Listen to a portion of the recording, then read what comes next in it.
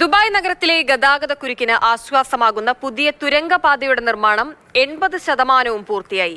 മണിക്കൂറിൽ 12,000-ഓളം വാഹനങ്ങൾക്ക് കടന്നുപോകാൻ കഴിയുന്ന വിധത്തിലാണ് റോഡ് വികസനവും തുരങ്കപാത നിർമ്മാണവും പുരോഗമിക്കുന്നത്. പദ്ധതി പൂർത്തിയാകുന്നതോടെ 1.25 മണിക്കൂറോളം വേണ്ടിവരുന്ന യാത്രാസമയം 16 മിനിറ്റായി കുറയുമെന്ന് അധികൃതർ അറിയിച്ചു. ഇരുഭാഗത്തേക്കും 3 വരികൾ വീതമുള്ള ദുബായ് നഗരത്തിലെ വമ്പൻ തുരങ്കപാതയുടെ നിർമ്മാണമാണ് അതിവേഗം പുരോഗമിക്കുന്നത്. ദേരയിലെ ഇൻഫിനിറ്റി ബ്രിഡ്ജ് ഭാഗത്തു നിന്നും അൽ ഖലീജ് സ്ട്രീറ്റ്, അൽ വുഹൈദ സ്ട്രീറ്റ് ഇന്റർസെക്ഷൻ വരെയാണ് തുരങ്കപാതയുടെ നിർമ്മാണം. 1650 മീറ്റർ നീളമുള്ള തുരങ്കപാതയുടെ 80% നിർമ്മാണ പ്രവർത്തനങ്ങളും പൂർത്തിയായതായി റോഡ്സ് ആൻഡ് ട്രാൻസ്പോർട്ട് അതോറിറ്റി അറിയിച്ചു. ഇരുഭാഗങ്ങളിലേക്കും മണിക്കൂറിൽ 1200 വാഹനങ്ങൾക്ക് കടന്നുപോകാം. ഇതോടൊപ്പം ഷെയ്ഖ് റാഷിദ് സ്ട്രീറ്റ്, അൽമിന സ്ട്രീറ്റ്, അൽ ഖലീജ് സ്ട്രീറ്റ്, കെയ്റോ സ്ട്രീറ്റ് എന്നിവയെ ബന്ധിപ്പിച്ചുള്ള വികസന പ്രവർത്തനങ്ങളും പുരോഗമിക്കുകയാണ്.